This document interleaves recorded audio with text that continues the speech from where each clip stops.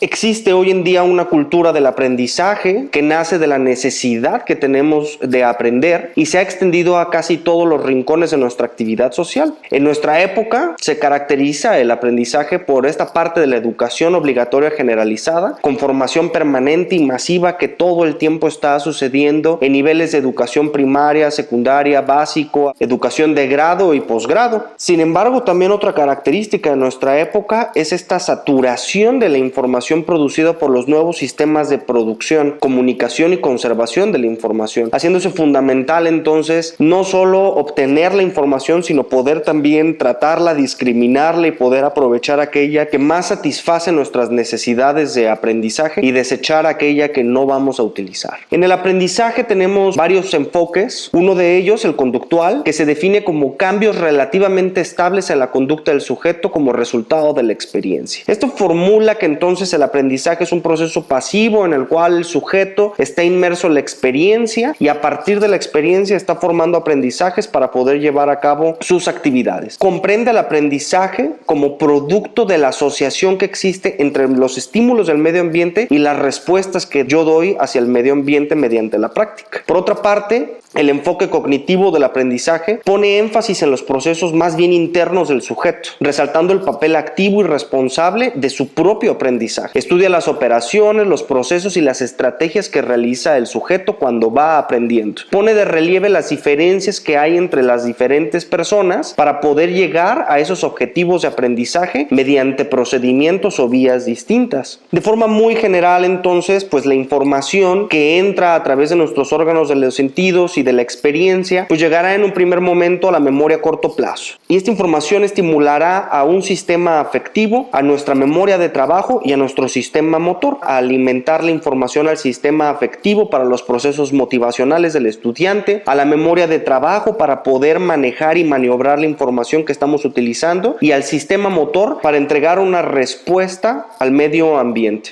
Y en conjunto estas últimas tres unidades de integración podrán llevar los conocimientos, finalmente consolidar el aprendizaje y en la memoria.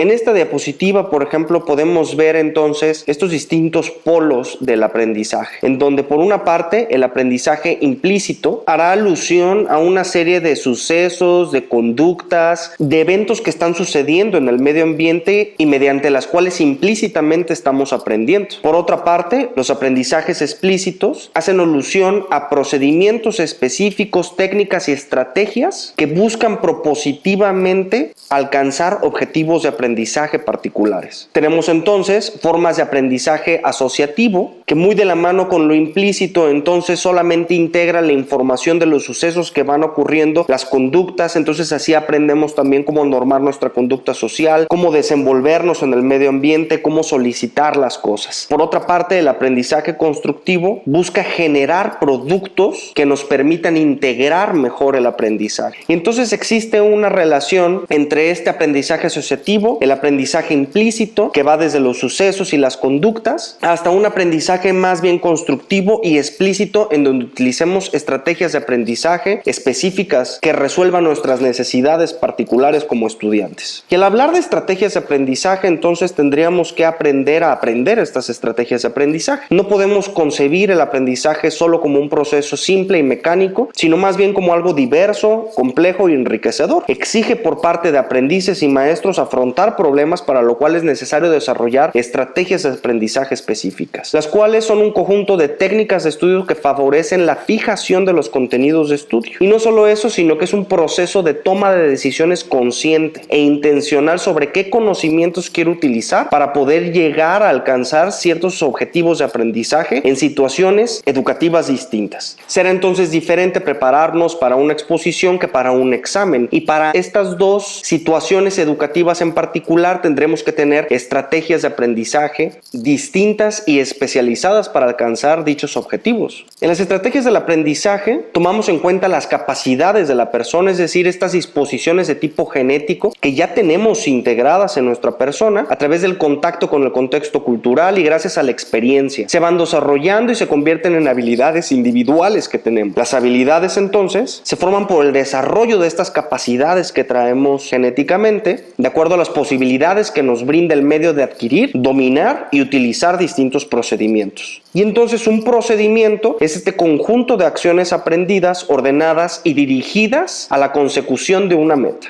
Un mismo procedimiento puede ser usado como un método técnico, automático, rutinario, sin planificación ni control de modo estratégico. Todo el tiempo hacemos procedimientos de forma rutinaria en nuestros sitios de trabajo o incluso en nuestro día a día. Pero entonces utilizarlas de forma estratégica nos va a permitir con una mayor precisión alcanzar nuestros objetivos. Nuevamente hablamos de la capacidad que tenemos ya genéticamente, más la manera en la cual aprendemos procedimientos a lo largo de nuestra vida, el higiene personal, la comunicación con otras personas, aprender a leer, aprender a conducir, y esto finalmente se traduce en las habilidades que vamos desarrollando a lo largo de la vida, las cuales se van activando y actualizando de forma que nos permita alcanzar objetivos con una mayor rapidez y eficacia. Y entonces cuando hablamos de las estrategias, hablamos de cómo conscientemente tomamos decisiones de cuándo y por qué utilizar ciertos procedimientos para desarrollar una habilidad en particular. Esta toma de decisiones conscientes la llamaremos la metacognición, la cual veremos que es un elemento importante para el aprendizaje y el estudio independiente. Las estrategias de aprendizaje entonces tienen varias características. Tienen un uso controlado, es decir, se planifican, se controlan, se ejecutan y se evalúa la ejecución de estas estrategias. Comprensión de lo que se está haciendo y por qué lo estoy haciendo. Reflexiono conscientemente los procedimientos que utilizo basados en mis propios recursos y capacidades. Las estrategias de aprendizaje entonces son conscientes, adaptables, eficaces y por ende sofisticadas, aunque no necesariamente tienen que ser complejas. En esta diapositiva podemos ver cómo las estrategias de aprendizaje generan la activación de procedimientos. Lo hacen en función de su grado de libertad.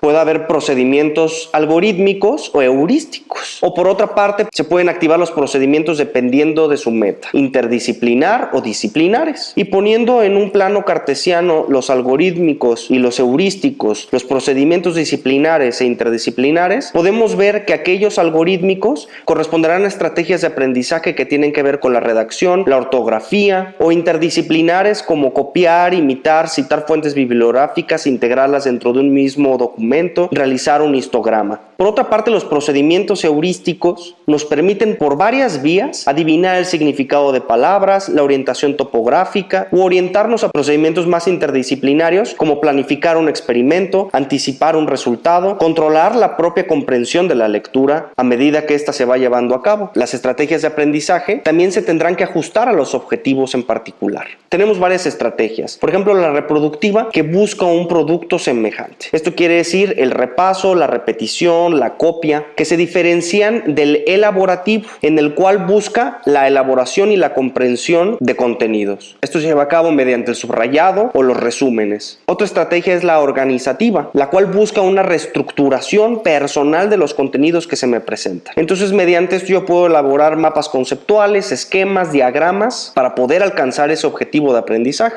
Y finalmente, el epistemológico, que busca un producto singular, que busca innovar, con análisis crítico, aporta mejoras o soluciones alternas a una problemática planteada. Y finalmente, las estrategias de aprendizaje se deben de ajustar a varios tipos de condiciones que debemos tomar en cuenta. Las condiciones del alumno, sus conocimientos previos, es decir, qué sabe sobre esto, la percepción que tiene de qué es lo que se le está solicitando, las expectativas de los resultados que alcanzará. Por otra parte, las condiciones de la tarea, los cuales dependen del nivel de exigencia, de lo que se requiere, el tipo de evaluación, es decir, cómo se comunicará lo aprendido. Y finalmente, la dinámica, que tiene que ver entre las relaciones del profesor y el estudiante, las expectativas que tiene el profesor, el momento, el clima y la organización de la clase. Así pues, podemos clasificar una serie de procedimientos que tienen que ver con el procesamiento de la información que se le está presentando al estudiante. Y esto puede suceder en distintos momentos. Por ejemplo, la adquisición de la información. Tendrá que observar la clase, los contenidos, los temas, la selección de la información más relevante, búsqueda y recogida de la información, el repaso y la memorización de la información. Pero no es suficiente con adquirir la información, sino que tenemos que trabajar en interpretarla, decodificar o traducir la información, el uso de modelos para interpretar las situaciones, el análisis de la información y realización de inferencias mediante la comparación de la información, estrategias de razonamiento, actividades de investigación o solución de problemas, comprensión y organización conceptual de la información, que podemos llevarlo a cabo a través de la comprensión del discurso, el establecimiento de las relaciones que existen entre varios conceptos, la organización entre esos conceptos, y por otra parte los procedimientos que tienen que ver con la comunicación de la información, expresión oral, escrita y de otros tipos.